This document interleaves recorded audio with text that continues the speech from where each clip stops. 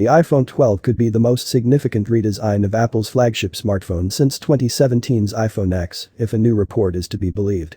According to Bloomberg, the Cupertino company is planning a major design refresh of the iPhone for this year that could take some cues from other popular Apple products. Citing people familiar with Apple's plans, Bloomberg reports that the higher-end iPhone 12 models will have flat stainless steel edges that harken back to the iPhone 5 design and would be a significant change from the iPhone 11's curved chassis.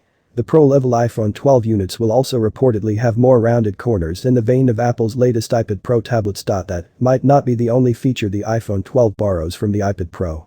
Adding weight to previous rumors, the Bloomberg report notes that the iPhone 12 Pro's triple camera array will be complemented by a depth-sensing LiDAR scanner, which allows for immersive augmented reality features. The highest-end iPhone 12 may be even larger than the 6.5-inch iPhone 11 Pro Max, with all models expected to get a slightly trimmed-down notch. Previous reports have the iPhone 12 Pro Max getting a 6.7-inch display.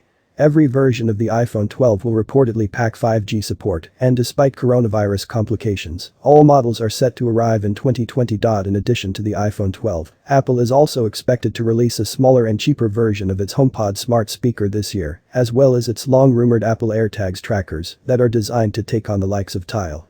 We're also expecting to see the much-anticipated MacBook Pro 2020 with an improved keyboard this year, as well as new versions of the entry-level iPad, the Apple TV, and the iMac desktop. That's quite a big 2020 roadmap for Apple, especially when you factor in the mid-range iPhone 9 that's expected to release in just a few days.